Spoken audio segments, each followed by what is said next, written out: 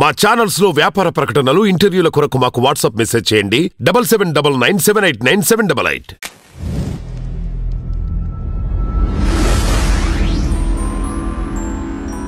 Sir నమస్తే. నమస్తే అమ్మ. సార్ 2023లో టాప్ 10 CEOస్లో యు ఆర్ ద వన్ అవునండి హూ అవార్డెడ్. సో రియల్ ఎస్టేట్కి ఒక మార్గదర్శకులుగా మీరు రియల్ ఎస్టేట్లోకి ఎంటర్ అయ్యారు. 2023లో బెస్ట్ CEO అవార్డు తీసుకున్నారు. So how was your experience and real estate గురించి బ్రీఫ్గా సాధారణ మనుషులకి ఈ వీడియో చూసే వాళ్ళకి అర్థమయ్యాలి. మీరు అడిగిన క్వశ్చన్ నేను 1 నిమిషంలో 2 నిమిషాల్లో చెప్పగలిగే ఆన్సర్లు కాదమ్మా. దానికి రియల్ ఎస్టేట్ పెద్ద ఓషన్. అవును. సో రియల్ ఎస్టేట్ అనేది చాలామందికి తెలియదు ఏంటంటే ఒక ప్రాపర్టీ, దానికి 4 హద్దులు ఉంటాయి. ఒక భూమి మీద ఒక గివెన్ పాయింట్ ఆఫ్ టైంలో రియల్ ఎస్టేట్ అంటే ఏంటంటే నా ప్రాపర్టీ అనగానే 4 హద్దులు ఉంటాయి. North, east, west, south. అది ప్రాపర్టీ. ప్రేక్షకులు తెలుసుకోవాల్సింది ఏంటంటే రియల్ ఎస్టేట్లో ఎన్ని విభాగాలు ఉన్నాయి. రెసిడెన్షియల్, కమర్షియల్ మెయిన్గా ఉన్నాయి. రెసిడెన్షియల్లో అగ్రికల్చర్ ల్యాండ్స్ ఉంటాయి, ప్లాట్స్ ఉంటాయి, ఫ్లాట్స్ ఉంటాయి, అపార్ట్మెంట్స్ ఉంటాయి, విల్లాస్ ఉంటాయి, ఇండిపెండెంట్ హౌసెస్ ఉంటాయి. ఇది మొత్తం రెసిడెన్షియల్ సెగ్మెంట్లో. కమర్షియల్ వచ్చేసరికి రీటైల్ స్పేస్ ఉంటుంది, ఆఫీస్ స్పేస్ ఉంటుంది, అట్లానే ఫర్నిష్డ్ స్పేస్ ఉంటుంది, స్పెషల్ ఎకనామిక్ జోన్స్ ఉంటాయి, ఇండస్ట్రియల్ వేర్ హౌస్ ఉంటాయి, గోడౌన్స్ ఉంటాయి, కమర్షియల్ ప్లాట్స్ ఉంటాయి. ఇవి బేసిక్ ఉన్న సెగ్మెంట్స్. చాలామందికి రెసిడెన్షియల్ రియల్ ఎస్టేట్ అంటే ప్లాట్ అనుకుంటారు. ప్లాట్ అనేది ఒక భాగం, ఒక చిన్న విభాగం. అలాగే అన్నిట్లో ఇవన్నీ కూడా డీటెయిల్గా మనం మాట్లాడుకోవచ్చు. సో మేము ట్రైనింగ్ ఇచ్చినప్పుడు ఏం చూస్తామంటే ట్రైనింగ్లో ఈ అవగాహన నుండి ఎవరికి ఏది సజెస్ట్ చేయాలనేది కూడా ట్రైనింగ్ టిప్స్ ఇస్తాం వాళ్ళకి. ఓకే. సో నేను సీఈఓగా సెలెక్ట్ చేయడం 10 మందిలో ఒక సీఈఓగా చేశారు. అదేంటంటే నా ఎక్స్పీరియన్స్, నా కెరియర్, నా అచీవ్మెంట్స్ చూసుకొని ఇచ్చారు. ఎందుకంటే నేను ఇందాక చెప్పినట్టు మీకు రియల్ ఎస్టేట్లో మునిగిపోయాం, మనం నిండా మునిగాం, మామూలు కాదు. సో 2008లో బబుల్ బ్రేక్ అయింది, రియల్ ఎస్టేట్లో మొత్తం డౌన్ఫాల్ వచ్చింది. అప్పుడు ఉన్నాం, ఇప్పుడు హైయెస్ట్ రేంజ్లో ఉన్నాం, ఇప్పుడు కూడా ఉన్నాం. అండ్ గత దేవుడి దయ వల్ల ఇంకా నెక్స్ట్ ఒక 10-15 ఇయర్స్ కూడా మనం ఇదే ఫీల్డ్లో ఉండి మన సర్వీస్ ఇచ్చి ఎంతోమంది ఇన్వెస్టర్స్ని ప్రొటెక్ట్ చేయాలి, వాళ్ళకి హెల్ప్ చేయాలి. ఎంతోమంది రియాల్టర్స్ ఒక లైఫ్ స్టైల్ మార్చాలి, వాళ్ళ ఎర్నింగ్స్ మార్చాలి, వాళ్ళ లీడర్స్ చేయాలి అనే కఠోరమైన తపస్సుతో వెళ్తున్నాం. ఎంతవరకు వీలవుతుంది అనేది నాకు తెలియదు. బట్ డెఫినెట్గా ఇంతవరకు all things are going good. బాగా వెళ్ళింది, ఇప్పుడు బాగా అవుతుంది, బాగా అవబోతుంది కూడా అనే ఒక మనం ఇంటెన్షన్తో వెళ్తున్నాం. ఇంకోటి ఏంటంటే ఇన్వెస్ట్ చేసే ముందు public should know where to invest, why to invest, when to invest తెలుసుకోవాలి.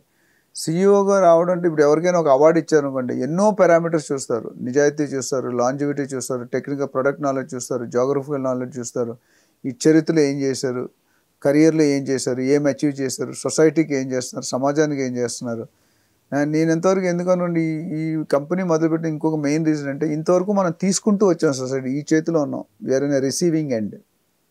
బట్ రిటైర్మెంట్ స్టేజ్కి వచ్చేస్తున్నాం కాబట్టి ఎవరికైనా ఈ స్టేజ్ నుండి ఈ స్టేజ్కి రావాలనేది నా తపన.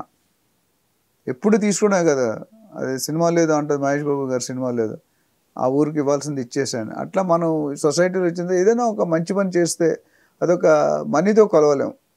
ఇప్పుడు ఈయన మంచివాడు అంటే ఎంత మంచివాడని ఎవరు చెప్పలేరు. ఈ పర్సన్ అందంగా ఉందంటే ఎంత అందంగా ఉందో ఎక్కడ స్కేల్ లేదు.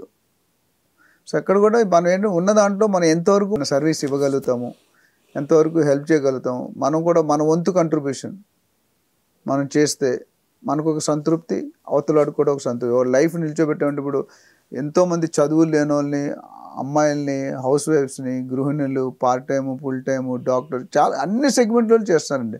ఇప్పుడు మీరు చూసుకుంటే ఎవ్రీ 4th-5th హౌస్ ఇది రియాల్టర్ ఉంటాడు. ఎంతమంది పాలసీలు ఉండేవి.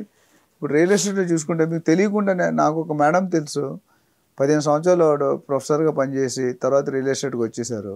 ఫస్ట్ 1 year బాగా స్ట్రగుల్ అయ్యారు. ఇప్పుడు సంవత్సరానికి 50 ప్లాట్లు అమ్ముతున్నారు. 50 ప్లాట్లు అంటే ప్లాట్కి 2 లక్షలు యావరేజ్గా వస్తుంది. మీరు అర్థం చేసుకోండి ఎంత ఇన్కమ్. ఏ డిపార్ట్మెంట్లో, ఏ గవర్నమెంట్ డిపార్ట్మెంట్లో, ఏ జాబ్లో కూడా లేదు. కాకపోతే దానికి ఉన్న కష్టాలు కూడా ఉన్నాయి. దానికి కొద్ది ఖర్చు పెట్టాలి, మార్కెటింగ్ చేసుకోవాలి, ప్రమోషన్ చేయాలి. సో మా దగ్గర ట్రైన్ అయిన వాళ్ళు 1,00,000 నుండి 5 లక్షలు పార్ట్ టైంలో సంపాదిస్తున్నారు, 5 నుండి 10 లక్షలు ఫుల్ టైం వాళ్ళు సంపాదిస్తున్నారు. అయితే అందరూ సంపాదిస్తున్నట్టు కాదండి, 70-60% బాగుంటారు. మిగతా వాళ్ళు డిస్కౌంట్ ఉన్నాయి, మానేయడం, కమిట్మెంట్ చేయడం, నెంబర్ ఆఫ్ అవర్స్ స్పెండ్ చేయడం, దానివల్ల రాదు.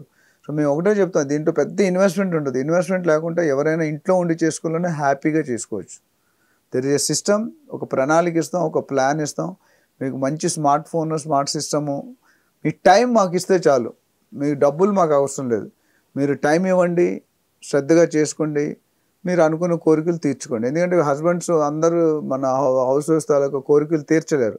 వాళ్ళ ఇంట్లో బెంచ్ గారు ఉంది, మీ క్లాస్మేట్ కదా, మీ ఇంట్లో మారుతి ఏంటంటే అది ఏం చేయలేడు, ఆ ఫేట్ అది మనం. సో దానికి మీరు మీ వంతు సహాయం మీరు చేయండి. ఆయన సంపాదన ఫ్యామిలీ వాళ్ళ అమ్మగారిని చూడాలి, మిమ్మల్ని చూడాలి, పిల్లలు చూడాలి, ఏవో రెస్పాన్సిబిలిటీ ఉంటాయి. నేను చాలా అట్లా చెప్పాను, అమ్మకు వచ్చిన గుర్తింపు నాన్నకి రాలేదు ఈ సొసైటీలో. ఇది నాకు అప్పుడప్పుడు బ్యాడ్ అనిపిస్తుంది.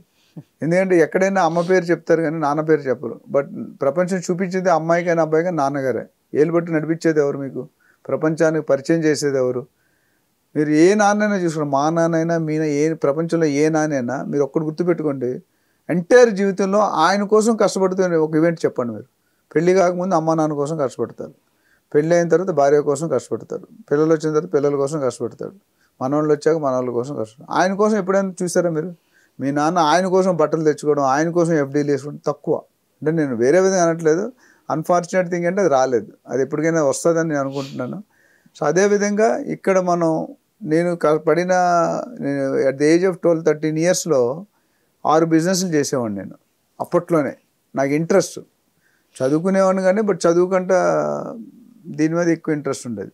సో అప్పటి నుండే మన బ్లడ్లో బిజినెస్ అనేది సెట్ అయిపోయింది. ఈరోజు నేర్చుకుంది కాదు, తర్వాత దాన్ని ఇంప్రూవ్ చేసుకుంటూ వచ్చాం, నేర్చుకుంటూ వచ్చాం. మా పనిచేసిన కంపెనీలు, మా పాత బాసులు వీళ్ళందరూ కూడా మాకు మంచి సపోర్ట్ ఇచ్చారు, మా కస్టమర్లు సపోర్ట్ ఇచ్చారు, ఓనర్ సపోర్ట్ ఇచ్చారు, టీమ్ లీడర్స్ సపోర్ట్.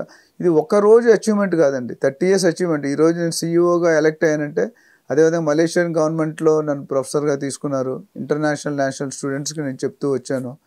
ఇంకా మన నాలెడ్జ్ ఎంతమందికి స్ప్రెడ్ చేయగలం అంతమంది స్ప్రెడ్ చేసి, ఇప్పుడు కూడా నేను 15 ఛానల్స్లో మాట్లాడతాను, మీరు ఆల్రెడీ తెలుసు మీకు. నాకు ఇంట్రెస్ట్తో చేస్తున్నాను నేను, నాకు సెల్ఫ్ సాటిస్ఫాక్షన్. నా వల్ల 10 మంది బతుకుతున్నారు, 10 మంది హ్యాపీగా ఉన్నారు, 10 మంది లాస్ అవ్వకుండా బతికిపోయారు అన్నది నాకు ఒక ఇచ్చే సాటిస్ఫాక్షన్, అది వాల్యూ చేయలేం. సో నాకు ప్రేక్షకుల దగ్గర స్పందన లేకపోతే, వాళ్ళ దగ్గర రెస్పాన్స్ లేకపోతే, వాళ్ళ దగ్గర కామెంట్స్ లేకపోతే, ఎంతోమంది రాస్తారు సార్ మీరు వీడియోలు బాగా చేస్తున్నారు, చాలామంది మాట్లాడుతున్నారు యూట్యూబ్లో, కానీ ప్రతి వాళ్ళు మాట్లాడడానికి ఒక అసెస్మెంట్ ఉంటుంది. సాఫ్ట్వేర్ వాళ్ళు మాట్లాడేస్తున్నారు, ఫార్మా చేసినట్టు మాట్లాడతాడు, ఎఫ్ఎంసీజీ రియల్ ఎస్టేట్ కోర్ చేసేవాళ్ళు లేరు. చాలామంది మోటివేషన్ స్పీకర్స్ ఉన్నారు మార్కెట్లో. సో ఏజెంట్స్ కానీ, కస్టమర్స్ కానీ, బిల్డర్స్ కానీ మీరు సెలెక్ట్ చేసుకునే ముందు ఆయనకి బ్యాక్గ్రౌండ్ ఏంటి, ఆయనకి ఎంత ఎక్స్పీరియన్స్ ఉంది. ఇప్పుడు యాంకర్గా మీ రోల్ నేను చేయలేకపోవచ్చు, మీకున్న ఎక్స్పీరియన్స్ వేరు, నాకున్న ఎక్స్పీరియన్స్ వేరు. సో ఒక యాంకర్ని సెలెక్ట్ చేసుకున్నట్టు ఆయన బాడీ లాంగ్వేజ్ ఎట్లా ఉంది, కమ్యూనికేషన్ స్కిల్స్ ఎట్లా ఉన్నాయి, యాటిట్యూడ్, ఇవన్నీ కూడా ఇంపార్టెంట్. సో అందుకే నేను చెప్పేది ఏంటంటే real estate is a big subject, it is not volumes మాట్లాడచ్చు. ఈరోజు మనం మాట్లాడేది ఒక పుస్తకంలో ఒక పేజీ మాట్లాడాం, అలాంటివి ఎన్నో 100,000 పేజీలు ఉన్నాయి. ఆ పేజీలన్నీ చదవాలంటే 40-30 సంవత్సరాలు ట్రావెల్ చేయాలి మీరు. సో ఈ 30 నిమిషాల్లోనూ 3 నిమిషాల్లో చెప్పే అంశమే కాదు ఇది. సో ఎవరైనా రియల్ ఎస్టేట్లో కెరియర్ స్టార్ట్ చేసుకోవాలి అంటే హ్యాపీగా రండి. కెరియర్లో మీరు ఫుల్ టైం రావచ్చు, పార్ట్ టైం రావచ్చు. ఇనిషియల్ నేను సజెస్ట్ చేసేదంటే మీరు చేస్తున్న పని మీరు చేసుకోండి. ఈవెన్ నేను ఎంతోమంది యాంకర్ని ట్రైన్ చేశాను. మీకు వచ్చే ఇక్కడ శాలరీకి 4 times శాలరీ నేను ఇప్పిస్తాను. శాలరీ కూడా మీ బిజినెస్ మీరు. మా మేడం చెప్తారు మా అబ్బాయికి, నువ్వు చెక్కులు తీసుకుంటావా చెక్కులు రాస్తావా అని. సో రెండు చాలా తేడా ఉంది. చెక్కులు రాస్తావా చెక్కులు తీసుకుంటావా. చెక్కులు తీసుకుంటే నేను ఎంప్లాయీ, మనం చెమటూర్చి కష్టపడితే డెఫినెట్గా మనం we can shine, we can help other. ఒక ఇండస్ట్రియలిస్ట్ అవ్వాలంటే ఆ స్కిల్స్ ఉండాలి. కొంతమంది చేయలేరు, కొంతమంది చేయగలుగుతారు. అది బై బర్త్ ఆ ప్యాషన్ ఉండాలి. ఎవరు పుట్టగానే నేను రియల్ ఎస్టేట్ కింగ్ కాదు, మీరు యాంకర్ కింగ్ కాదు. వచ్చిన తర్వాత మన ప్రొఫెషన్ ఎత్తుక్కున్నాం, దాన్ని డెవలప్ చేసుకుంటూ వచ్చి ఈ స్టేజ్కి వచ్చాము. సో రియల్ ఎస్టేట్ గురించి తెలుసుకోవాలంటే 1-to-1 కలిసి నాకు గంటలు మాట్లాడినా రోజులు మాట్లాడినా నేను చెప్తాను. ఇవాళ ఈ ప్రేక్షకులు మీరు అడిగారు కాబట్టి రియల్ ఎస్టేట్ అనేది క్లుప్తంగా ఏ సెగ్మెంట్స్ ఉన్నాయి, ఎలా ఉన్నాయి, ఇన్వెస్ట్మెంట్ ఎలా చేసుకోవాలి, ఏమేమి జాగ్రత్తలు తీసుకోవాలి అనేది మాట్లాడుకున్నాం. మరి కొన్ని విషయాలు మళ్ళీ మనం మాట్లాడుకున్నాం. తప్పకుండా సార్. రియల్ ఎస్టేట్ గురించి ఇంకా చాలా మీరు చెప్పినట్టు అది చాలా వ్యాస్ట్ సబ్జెక్ట్. ఒక రోజులో ఒక గంటలో అయిపోయేది కాదు. ముందు ముందు ఇంకా మంచి మంచి వీడియోస్, మంచి మంచి అవేర్నెస్ ఇద్దాం మనం మన ఛానల్ ద్వారా. Thank you so much sir for your valuable time. Thank you అమ్మా.